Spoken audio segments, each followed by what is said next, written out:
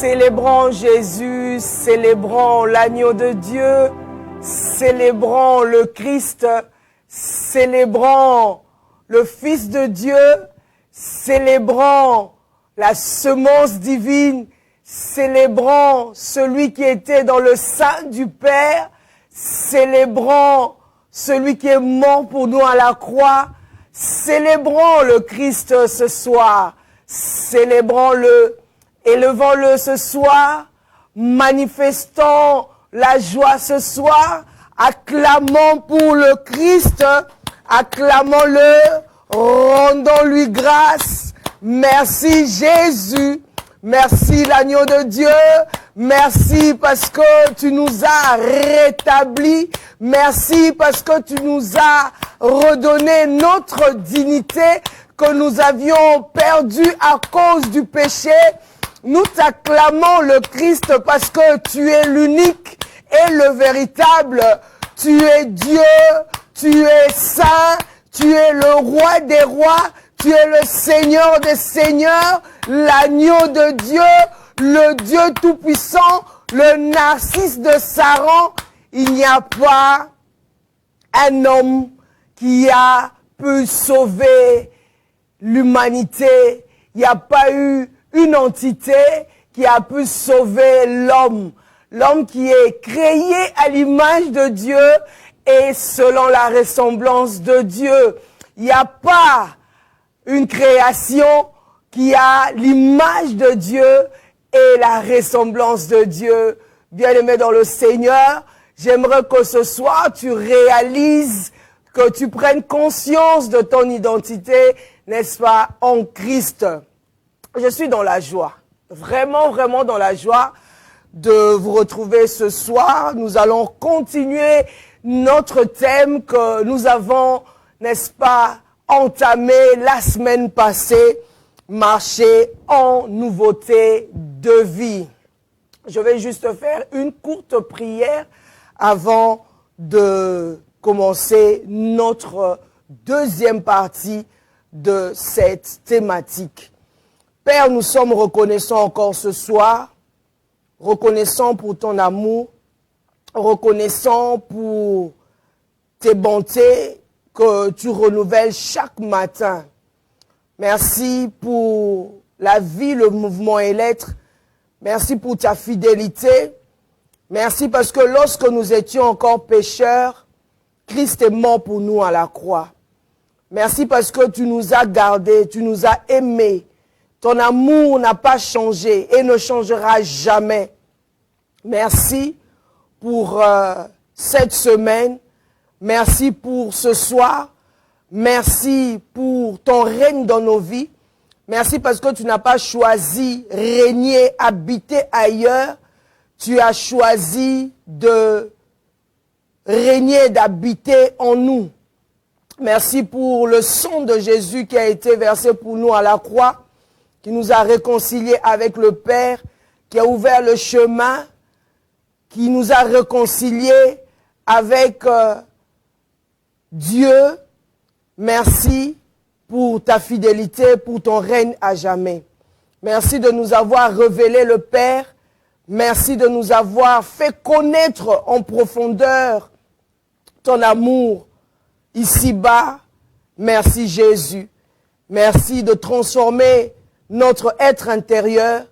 Merci pour le Saint-Esprit qui habite en nous, qui révèle le Père et qui révèle le Fils. Règne en dignité, règne ce soir Saint-Esprit. Utilise-moi, parle à travers moi. Au nom de Jésus, j'ai ainsi prié. Amen. Voilà, bien-aimés dans le Seigneur. La semaine passée, nous avons, n'est-ce pas, entamé un thème très important, marcher en nouveauté de vie. J'aimerais juste introduire cette deuxième partie par un petit, n'est-ce pas, un récapitulatif de cette thématique, la première partie. Je l'ai introduit la semaine passée. Nous étions assis sur Romains 4, Romains 6, verset 4 qui est notre texte de base.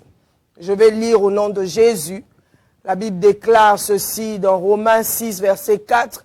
« Nous avons donc été ensevelis avec lui par le baptême en sa mort, afin que, comme Christ est ressuscité des morts par la gloire du Père, de même, nous aussi, nous marchions en nouveauté de vie. » Ça, c'est, n'est-ce pas, notre verset ou portion de base concernant ou relatif à cette thématique, marcher en nouveauté de vie. Mais il y aura encore d'autres versets que je vais donner tout au long de mes différentes, n'est-ce pas, interventions.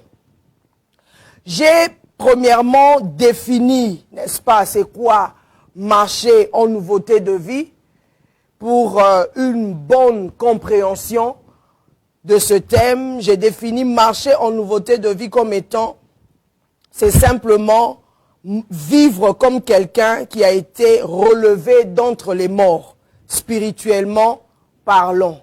C'est vivre comme quelqu'un qui a été relevé d'entre les morts, spirituellement parlant. Parce que nous venons de lire ici, le verset 4, nous avons donc été ensevelis avec lui, donc avec le Christ, avec Jésus, par le baptême en sa mort, afin que comme Christ ressuscité des morts par la gloire du Père, de même, nous aussi nous marchions en nouveauté de vie. Donc, il y a des mots-clés dans ce verset. Il y a l'ensevelissement, il y a le baptême en sa mort et il y a la résurrection des morts qui a été accomplie par la gloire de Dieu, c'est-à-dire par le Saint-Esprit, de même que nous marchions en nouveauté de vie. Donc, comme conséquence de la mort et de la résurrection avec Christ, nous sommes morts avec lui et nous sommes ressuscités avec lui. Notre ancienne identité a été ensevelie, a été enterrée avec Christ. Notre vie passée, notre moi, notre orgueil, nos coutumes, d'où nous venons, notre identité en Adam. Lorsque je parle d'Adam, je parle de l'homme charnel, de l'homme pécheur. Cet homme est mort avec le Christ et il est ressuscité avec le Christ. Et j'ai dit dans 2 Corinthiens 5, verset 17, qui dit simplement que nous sommes devenus une nouvelle créature en Christ. Je suis en train de paraphraser. 2 Corinthiens 5, verset 17. Donc, nous sommes morts avec le Christ. Notre ancienne mentalité, notre façon de réfléchir, de penser, notre vie morte, tout ce qui était le produit de péché, de la semence adamique, de la semence charnelle, de nos coutumes, toutes ces pensées selon la chair, toutes ces pensées qui sont la résultante ou le résultat du péché ont été ensevelis avec Christ, morts avec Christ, et nous sommes ressuscités. La Bible nous dit que maintenant, nous marchons, n'est-ce pas, en nouveauté de vie. Donc, nous sommes des personnes qui sont relevées d'entre les morts spirituellement. Nous avons une nouvelle identité en Christ. Notre ancienne identité n'existe plus. Donc, lorsqu'on prie, lorsqu'on se présente devant Dieu, Dieu ne nous voit pas en tant que notre ancienne identité, notre identité adamique.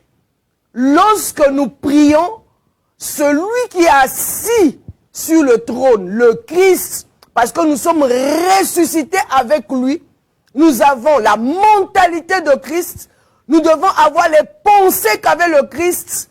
Lorsque le Père nous voit, il ne nous voit pas, il voit le Christ. Donc, nous devons réfléchir comme le Christ. Nous devons penser comme le Christ. Nous devons voir les choses comme le Christ. Là où il y a la mort, le Christ ne voyait pas la mort. Le Christ voyait la vie parce que lui-même est le source de la vie. Lui-même, il est le chemin, la vérité et la vie. Donc, là où il y a la maladie est la résultante et le produit du péché. Jésus ne voyait pas la maladie. Partout où il passait, la Bible nous dit qu'il faisait que du bien. Là où il y avait la maladie, Jésus proclamait la guérison. Là où il y avait des démons, là où il y avait le blocage, Jésus chassait les démons parce que il est la vie. Il est venu sur cette terre pour apporter la vie, pour que les brebis aient la vie et qu'elle l'ait en abondance. Donc, marcher en nouveauté de vie, je suis juste là, jusque-là. Je ne suis qu'à la première définition. Marcher en nouveauté de vie, c'est comme quelqu'un qui a été relevé d'entre les morts. C'est-à-dire une personne qui sort du tombeau, une personne qui sort de tout ce qui est bloqué, de la stagnation. Tout ce qui était atrophié n'existe plus. Il y a la vie parce que Christ nous a communiqué la vie. Nous devons avoir la mentalité de l'abondance. Notre pensée, notre mentalité, notre façon de réfléchir doit refléter, doit manifester le Christ parce que nous sommes créés à l'image de Dieu. Nous sommes la ressemblance de Dieu. Lorsqu'on nous voit, le fait que nous sommes relevés, on doit voir le Christ. On doit voir Dieu à travers toi et moi. Ça, c'est la première définition. La deuxième définition, j'ai dit que marcher en nouveauté de vie, c'est changer de mentalité, je viens de le dire, c'est penser comme Christ, c'est refléter le Christ, c'est passer de la mort à la vie. C'est le changement de mentalité. On réfléchit autrement, on pense autrement. Dans notre royaume, je le dis toujours, dans notre royaume, nous avons la mentalité de l'abondance. On n'a pas la mentalité du manque. On n'a pas la mentalité de la pauvreté. La pauvreté, ce n'est pas sur le plan financier, sur, je dirais, le matériel. Non. La pauvreté, c'est d'abord au niveau spirituel, au niveau immatériel, au niveau mental, au niveau de la pensée. Voir comment une personne est en train de penser, vous verrez que si la personne est pauvre ou si la personne vit, n'est-ce pas, dans l'abondance. La mentalité du royaume de l'abondance, notre Dieu, dès le commencement, il a dit, au commencement était la parole, au commencement était Dieu, au commencement étaient les principes, au commencement, n'est-ce pas, Dieu créa. Il y a la création. La création, c'est au niveau, n'est-ce pas, au niveau des pensées, au niveau mental, au niveau de la réflexion. Créons l'homme. Montons une entreprise. C'est-à-dire les gens qui ont la mentalité du royaume, la mentalité de l'abondance, sont des personnes qui apportent la solution à un endroit. Ce sont des personnes, lorsqu'ils voient des problèmes, des gens ou des personnes, lorsqu'elles voient des problèmes, ces personnes ne regardent pas au problème, mais ces personnes regardent comment résoudre le problème. La mentalité du royaume, lorsque Dieu dit créons l'homme à notre image et selon notre ressemblance. Lors de la création, tout était tohu-bohu. Tout était dans un milieu chaotique. Tout était chaos. Dieu n'a pas regardé au chaos. À ce que Lucifer avait fait, la conséquence de sa rébellion, tout était chaos. Mais lorsque Dieu ouvre sa bouche, lorsque Dieu parle, il ne parle pas du chaos de Lucifer. Non. Parce qu'il sait que c'est lui qui a créé Lucifer. C'est sa création. Sinon, il aurait donné le pouvoir à Lucifer. Il aurait, n'est-ce pas, fait valoir Lucifer. Comme il y a d'autres personnes qui disent, qui viennent provoquer une personne, et puis la personne dit carrément, comme disent les Congolais, Azo Lucas soit combo, la PC combo. On peut se comboter? Jamais n'en peut se combo. N'en peut se jamais combo, à l'oba. Parce que il y a des gens, bien aimés dans le Seigneur, lorsque tu connais ton identité, tu sais que si tu ouvres la bouche, on peut savoir un combo. Il faut laisser les gens parler. Il y a des gens qui ont le pouvoir, qui ont l'aura, qui ont l'art oratoire, qui savent propulser. Quand ils ouvrent la bouche, c'est pour créer. C'est pour emmener à la manifestation. C'est ce que Dieu avait fait. Dieu, en tant que créateur, il ne pouvait pas parler du chaos de Lucifer. Lucifer vient de moi, c'est moi qui l'ai créé. Je ne peux pas lui donner un nom. Dieu, lorsqu'il ouvre sa bouche, il dit carrément que la lumière soit. C'est comme ça, n'est-ce pas? Une personne qui marche en nouveauté de vie ne voit pas le chaos. Ne parle pas du chaos. Ne parle pas de ces échecs qui ont été enterrés, ensevelis avec le Christ. Ne parle pas de son passé. Non! Je n'ai pas le temps de parler de mon passé. Le passé, c'est le passé. La mer est déjà passée. Mais je parle de ce que je suis en Christ.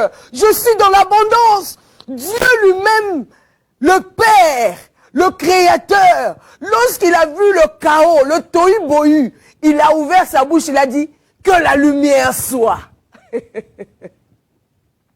Il n'a pas parlé du chaos, il n'a pas parlé des ténèbres, les ténèbres régnaient, mais il a dit que la lumière soit, et la lumière fut. Que la connaissance soit, et la connaissance a pris forme. Ça, c'est la mentalité des grands, la mentalité des personnes extraordinaires. Lorsque une personne extraordinaire, une personne qui marche en nouveauté de vie, arrive à un endroit, ne peut pas sortir de cet endroit, s'il trouve des problèmes, il doit chercher à résoudre. Même s'il y a 10 problèmes, il cherchera, n'est-ce pas, à résoudre cet individu ou une personne, elle cherchera à résoudre, n'est-ce pas, un problème. Ça a été, n'est-ce pas, la deuxième définition, c'est penser comme Christ. Christ pensait à faire le bien. Christ était l'amour personnifié. Christ, n'est-ce pas, était la solution ambulante. Christ pensait comment manifester le royaume sur la terre. Christ n'a pas pensé comment faire du mal aux gens. Non, il pensait qu'au bien. Il pensait comment glorifier son Père sur la terre. Ça, c'était, n'est-ce pas, c'est-à-dire, la pensée primordiale de Christ, révéler son Père, révéler que Dieu est notre Père, Dieu est amour. La manière dont l'homme pensait que Dieu est là juste pour faire le mal. Non, Christ révèle que Dieu est amour, que Dieu n'est pas l'auteur du mal, non. Donc, ça c'est la pensée, n'est-ce pas, d'une personne qui marche en nouveauté de vie. Troisième définition, je dis, Marcher en nouveauté de vie, ce n'est pas seulement une amélioration morale. C'est une renaissance spirituelle. La personne naît de nouveau. La renaissance. Tu renais. L'homme a perdu son identité. L'homme a perdu sa valeur. Lorsqu'il a péché, quand je parle de l'homme, je parle d'Adam. Parce que nous tous, nous venons d'Adam. Adam, c'est l'homme. Mais en Christ, nous sommes morts avec lui. Nous sommes ressuscités avec lui. Romains 6, verset 4. Donc, ce n'est pas seulement une amélioration morale. On vit dans une certaine moralité. On montre qu'on est innocent quelque part. On vit selon l'amélioration. Je dois faire voir aux gens extérieurement l'apparence que je suis bien vêtu. J'ai une belle voiture, j'ai une belle maison. Le Seigneur m'a béni. Je marche tête haute. Tout va bien chez moi. Ça, c'est une amélioration morale. Je parle bien, je change ma façon de parler. Autrefois, je parlais vulgairement. Je suis en Christ maintenant. Je dois parler de la parole de Dieu. Voilà. Ça, c'est une amélioration morale. Mais ce n'est pas seulement ça. Ce qui est plus fort encore, c'est une renaissance spirituelle. Ça, c'est au niveau de ton intérieur. Il y a une transformation intérieure, un changement au niveau de ton cœur. Ce n'est plus toi qui vis, c'est Christ qui vit en toi. Tu es une nouvelle créature en Christ. Les choses anciennes sont passées. Voici, toutes choses sont devenues, n'est-ce pas, nouvelles. Tu deviens une nouvelle créature en Christ. Donc, comme conséquence, la renaissance spirituelle, j'ai dit, donne, n'est-ce pas, la dignité nouvelle. Tu as une dignité nouvelle. Parce que le péché, autrefois, par le péché, nous étions devenus des esclaves. Mais en Christ, parce que nous avons été ensevelis avec lui, nous sommes ressuscités avec lui, nous avons la renaissance spirituelle comme conséquence. Comme conséquence, il y a la dignité en Christ. Donc, il y a la filiation divine. Donc, l'idée d'être enfant de Dieu. On reprend notre identité, nous devenons, n'est-ce pas, enfants de Dieu. Nous récupérons l'identité que nous avions perdue. Christ nous fait voir que nous avons été créés à l'image de Dieu, selon la ressemblance de Dieu. À la croix, il nous a introduits, il nous a fait voir la filiation, n'est-ce pas, divine. La dignité en Christ, c'est la noblesse spirituelle. Nous devenons des rois et des reines. Nous vivons dans la noblesse, dans la royauté. Nous avons la valeur profonde donnée par Dieu. Dieu nous donne la valeur. Nous pouvons facilement nous approcher auprès du Père. La dignité en Christ nous fait voir que Dieu est notre papa. Dieu est notre Père. Dès le commencement, Dieu nous a aimés. La dignité en Christ nous fait voir l'amour de Dieu manifesté en Jésus-Christ. La dignité en Christ nous fait voir lorsque Christ dit qu'il nous appelle ses frères. Oh, bien-aimé, Dieu fait chair, l'incarnation. Christ est Dieu. Nous qui étions pécheurs, oh, gloire soit rendue à Dieu. Il vient nous montrer, il nous dit que nous sommes ses frères. Il nous montre, il déballe le cœur de Dieu. Il nous donne la dignité, une identité en Christ. Nous avons le passeport divin. Il y a des gens qui ont le passeport rouge, le passeport européen.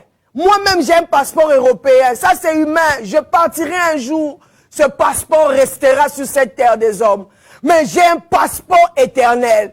Par le sang de Jésus. Par le sang de Jésus, j'ai l'identité en Christ. J'ai le passeport européen. Je suis européenne. Mais c'est terrestre. C'est temporaire. C'est pour un temps. Mais l'identité en Christ, la dignité en Christ est intemporelle. Ça n'a pas de limite. Il n'y a pas de temps. La dignité que Christ nous a donnée, bien-aimés dans le Seigneur, nous permet, nous fait voir que nous sommes enfants de Dieu. Nous communions avec notre Papa. Nous souperons, nous le verrons face à face. Christ, par son sang, par son ensevelissement, nous sommes ensevelis avec lui, nous sommes ressuscités avec lui, bien-aimés dans le Seigneur. Nous avons la dignité, nous avons un passeport par son sang. Le sang de Jésus dépasse le passeport européen.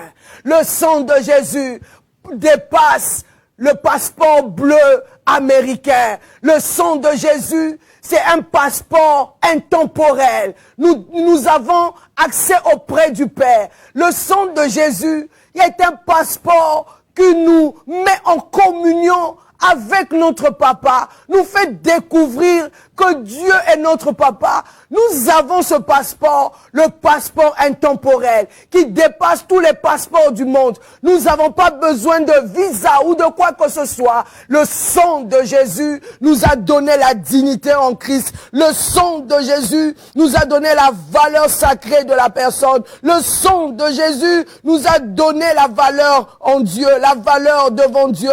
Le sang de Jésus, oh bien-aimé, nous a donné le respect de soi en Dieu. Le sang de Jésus nous a dévoilé, bien-aimé dans le Seigneur, la filiation divine. Nous sommes fils et filles de Dieu, bien-aimé dans le Seigneur, à cause de la renaissance, n'est-ce pas, spirituelle. Alléluia.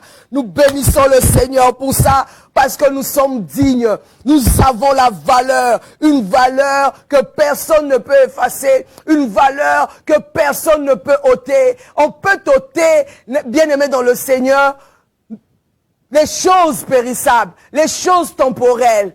Les choses temporelles de ce monde, les choses périssables, les choses éphémères resteront, les voitures, les maisons resteront sur cette terre des hommes. Mais la dignité en Christ, la valeur que le Christ nous a donnée, n'est-ce pas, bien-aimé dans le Seigneur, la filiation divine, aucune personne ne peut l'arracher. Nous avons le salut par le Christ. Nous avons la paix intérieure par le Christ. Nous avons la transformation intérieure, n'est-ce pas, par le Christ. Et cette transformation intérieure se manifeste. Oh, bien-aimés dans le Seigneur, marchez, n'est-ce pas, en nouveauté de vie. Par conséquent, c'est par là que je vais chuter, je parlerai juste d'un seul point. Quelles sont les conséquences lorsque nous marchons, n'est-ce pas, en nouveauté de vie? J'ai parlé de 5 points. Le premier point, j'ai parlé de, lorsque nous marchons en nouveauté de vie, elle ouvre une relation vivante avec Dieu. Deuxième point, elle pousse la marche en nouveauté de vie, elle pousse à incarner l'amour vêtu par Christ. Troisième point, elle appelle à un changement de vie. Et quatrième point, elle permet de vivre comme quelqu'un qui a rencontré la vie, la lumière et l'amour de Dieu. Enfin, cinquième point, elle nous pousse à ne plus rester silencieux, à évangéliser, à parler de Christ. Voilà, n'est-ce pas, les 5 points. Mais je parlerai, bien-aimé dans le Seigneur, marcher en nouveauté de vie, elle ouvre une relation vivante avec Dieu. Une relation, n'est-ce pas, vivante avec Dieu. Pas une relation morte. Une relation où les gens se chamaillent, où il y a des problèmes, où peut-être il y a des différends, il y a tellement de problèmes. Les gens ne s'appellent pas parce que X a fait ceci ou Y a fait cela. Non. La relation vivante, c'est pas une relation morte. Relation vivante avec Dieu, bien-aimé dans le Seigneur, nous pousse, ou carrément, et nous pousse à chercher Dieu. Chaque jour, à être amoureux de Dieu. À connaître Dieu. À connaître notre source Abba, d'où nous venons. Chercher à grandir avec Dieu. À prier, à méditer, à lire la parole de Dieu. À chérir celui qui nous a envoyés sur cette terre des hommes. connaître le Dieu tout-puissant. Bien-aimé dans le Seigneur, je vais te donner un exemple. Peut-être ça va te choquer, mais laisse-moi le dire. C'est comme un homme qui est marié, qui est en train de passer des temps d'intimité avec sa femme. Ils sont en train de passer un moment d'intimité. C'est-à-dire l'homme connaît sa femme, l'homme pénètre sa femme pour connaître véritablement sa femme. C'est la même chose avec Dieu. Je ne sais pas, moi quand je prie, dans mon fort intérieur, je sens une paix que aucun humain ne peut me donner. Aucun bien, aucune chose de cette terre ne peut me donner. Il y a une paix. Je me sens en paix. Le Seigneur me parle. Je sens le Saint-Esprit me parler. Une paix intérieure dans le calme et le silence. C'est dans le calme et le silence que sera votre force. Des fois, je n'ai pas envie d'arrêter de prier. Je suis dans l'intimité avec mon papa. Les mots ne me manquent pas. Je parle, je soupire. J'ai besoin de passer un temps d'intimité avec lui. De lui parler, de le toucher, de le chérir encore davantage. Afin qu'il dépose en moi sa semence. Les choses cachées. Que je puisse avoir la révélation de la création, la connaissance de la création, de ce qu'il a déposé en moi. C'est comme un homme, comme je viens de le dire. Lorsqu'il part avec sa femme, il laisse une semence dans la vie de sa femme. C'est la même chose. Tu dois avoir une semence. Comment tu peux prier dans l'intimité avec Dieu et puis tu sors bredouille, tu sors fatigué, tu sors en colère, tu sors malade, tu sors meurtri, tu sors pauvre intérieurement. La présence de Dieu, bien-aimé dans le Seigneur, te guérit même intérieurement. Il y a des maladies même qui peuvent partir, quitter ton corps. Lorsque tu es dans la présence de Dieu, lorsque tu es dans l'intimité avec Dieu, tu ne vas pas chercher ton pasteur. Pasteur, il faut prier pour moi parce que mon enfant est malade, parce que je ne me sens pas bien. C'est ton corps, bien-aimé dans le Seigneur. Il y a des maladies qui partent lorsque tu es dans la chambre haute. Lorsque tu es dans l'intimité avec le Seigneur. Dieu te révèle les choses. Dieu te révèle, c'est-à-dire les voix, ses pensées. Te révèle même les pièges que tes ennemis ont placés. Te révèle les choses qui peuvent arriver dans 10 ans. Te donne la sagesse. La Bible dit que Jésus est le chemin, la vérité et la vie. Te révèle même le chemin que tu dois emprunter. Il est le chemin, la vérité, la vie. Te donne la sagesse. Comment éduquer tes enfants. Si tu étais une personne, n'est-ce pas, remplie d'orgueil, la présence de Dieu, l'intimité avec le Seigneur peut te briser, te transformer intérieurement. Bien-aimé dans le Seigneur, marcher en nouveauté de vie, c'est un changement intérieur profond. Ce changement intérieur profond, tu peux juste le trouver dans la présence de Dieu. Dors dans la présence de Dieu. Couche-toi dans la présence de Dieu. Nage dans la présence de Dieu. Cherche, il est en toi. Cherche à le découvrir, bien-aimé dans le Seigneur. C'est tellement beau, n'est-ce pas? Découvrir, n'est-ce pas? Ce Dieu qui est, n'est-ce pas, en toi, qui a tabernaclé, comme je le dis toujours, c'est pas un mot français, mais c'est mon mot, tabernaclé. Il est venu vivre en toi, prendre possession, n'est-ce pas, de ton cœur. Voilà. Relation vivante avec Dieu, Ézéchiel 36, on va lire 36, 26 à 27. Ézéchiel 36, 26 à 27, c'est juste 2 versets. Ézéchiel 36, c'est un verset, 2 versets qui est facile, tout le monde connaît ce verset, mais on va quand même les lire. 36, verset 26 à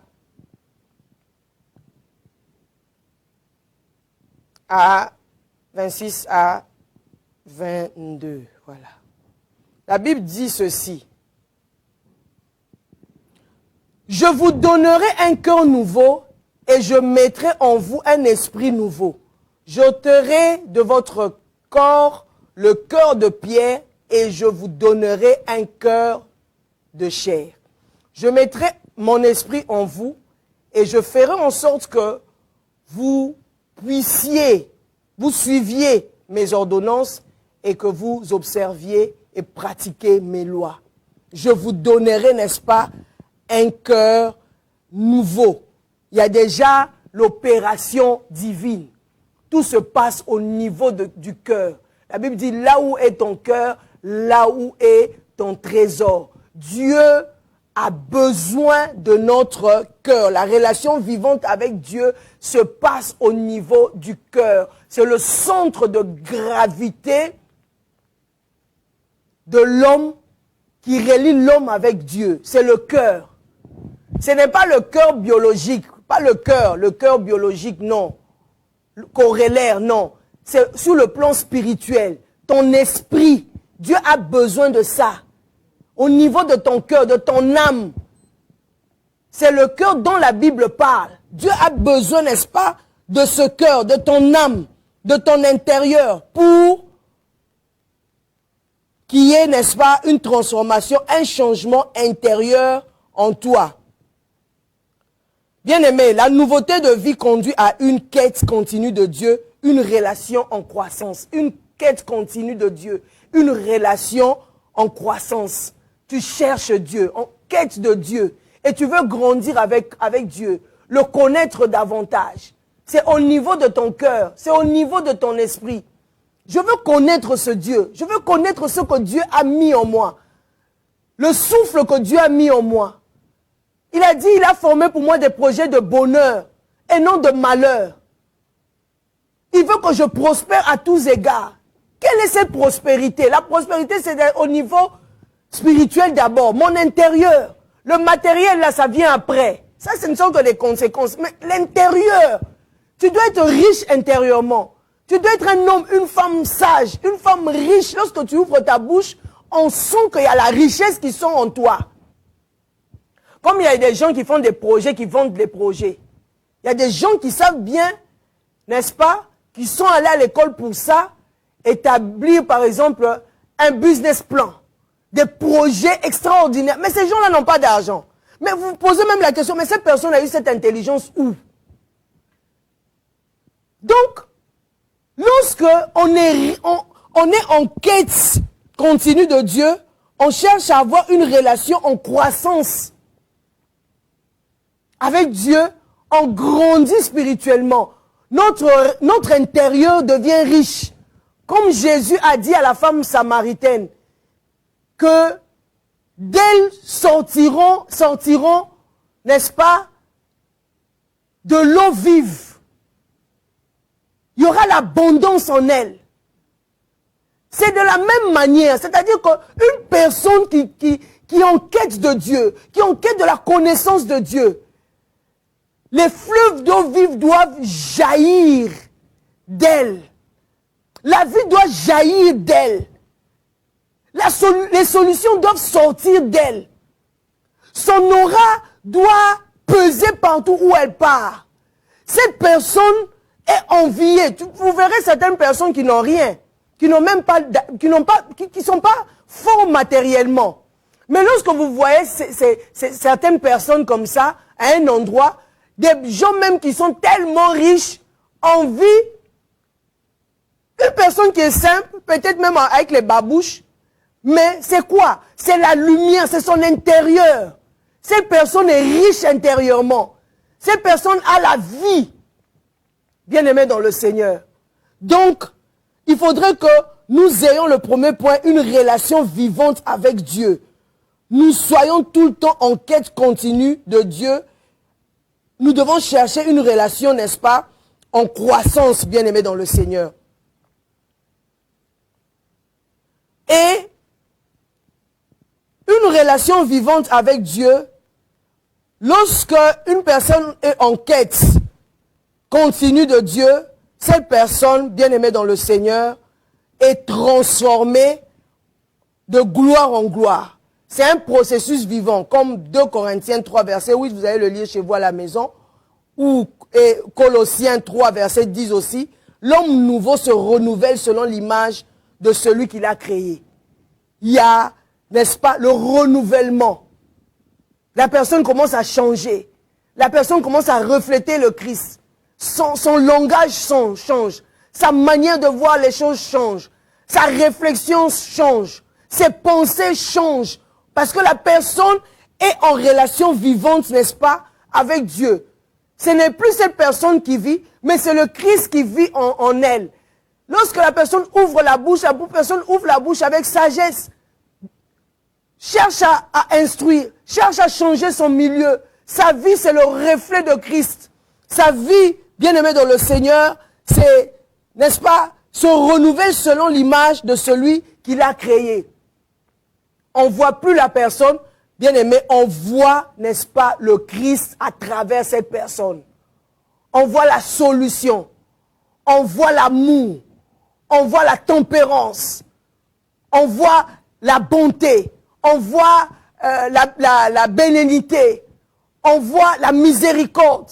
On voit la compassion. On voit la patience. On voit la justice de Dieu. On voit le royaume de Dieu. On voit l'image de Dieu. On ne voit pas autre chose. Bien-aimé dans le Seigneur. C'est ça, bien-aimé dans le Seigneur, marcher, n'est-ce pas, en nouveauté de vie. Lorsque toi, on voit ta mère, ton père, ça c'est ton côté charnel, ton côté adamique. Oh, cette personne quand elle parle, mais c'est son père craché. Mais lorsque cette personne parle, c'est sa mère cachée. Ouh, lorsqu'elle se fâche, mais c'est sa maman. C'est sa maman qui est en train de parler là. Même le timbre de la voix. Regarde comment elle parle. Mais c'est son papa. Ça, c'est génétique. C'est normal. Mais ton caractère, typique sa maman. C'est son papa. Oh, c'est son oncle. Mais elle porte, même ces personnes portent le nom de son oncle. Mais elle réfléchit comme son oncle. Pourquoi la personne n'a pas un changement de mentalité? Sa mentalité n'a pas été renouvelée par la parole. Cette femme ou cette personne, ou l'homme en question, qui se fâche comme son père, il change des femmes comme son père. Un homme peut faire des enfants avec 5 femmes, 10 femmes. Oh, mais c'est son papa qui est là, craché. Oh, le papa est déjà décédé il y a plus de 5 ans, 10 ans. Parce que la personne ne vit pas en nouveauté de vie. Tu es mort, tu es ressuscité, mais nous devons avoir une relation vivante, n'est-ce pas, avec Dieu. La présence de Dieu, la communion avec Dieu, la méditation de la parole de Dieu, la vie de prière, la réflexion, bien-aimée dans le Seigneur, nous pousse, nous emmène, engendre en nous, bien-aimés dans le Seigneur, à devenir selon l'image de celui qui nous a créés. Lorsqu'on nous voit, on voit le Christ. Lorsqu'on nous voit, on voit un changement total. On voit une nouvelle créature. On voit Dieu en train de parler à travers toi, n'est-ce pas, et à travers moi. Donc, on doit avoir une communion, n'est-ce pas, réelle et quotidienne, n'est-ce pas, avec Dieu. Je vais chuter par ici en disant simplement que marcher en nouveauté de vie, bien aimé, c'est une révolution intérieure. Il y a une révolution en toi. Il y a la révolution intérieure. Il y a des exemples, nous allons continuer comme c'est tout un enseignement. Je donnerai l'exemple du fils prodigue dans Luc 15, versets 11 à 32, on en parlera. Ce jeune homme qui était parti avec tout l'héritage, il avait tout dépouillé, mais lorsqu'il a pris conscience, il s'est repenti, il est retourné auprès du Père. Le Père ne lui avait pas fait du mal. C'est comme nous sommes retournés auprès du Père. Le fils en question, le fils prodige, bien-aimé dans le Seigneur, c'est l'image de l'homme qui retourne auprès de son Créateur. C'est simplement ça. C'est l'image, le prototype de l'homme qui retourne auprès de son Créateur. Et le Père, lui, pardonne. Il est la source. il a un cœur compatissant, il pardonne au Fils. J'en parlerai, et le Père lui avait donné 3 éléments. Nous en parlerons, n'est-ce pas, en profondeur. C'est juste pour vous mettre un peu d'eau dans la bouche pour, n'est-ce pas, notre 3e partie de notre thématique, marcher en nouveauté de vie. Toi qui me suis, si tu es le fils prodige, je te dis simplement que le Père, il est là, il t'attend. Reviens à la maison, rentre à la maison, même si tu as tout délapidé, mais il est capable de te pardonner. Le Père t'attend avec toutes les richesses possibles parce que dans notre royaume, il y a l'abondance. Tu peux partir, tu perds tout, mais la maison, vos yeux est bêlée. Il y a l'abondance en nous. Il y a l'abondance dans notre royaume. Le Père est riche en tout. Voilà.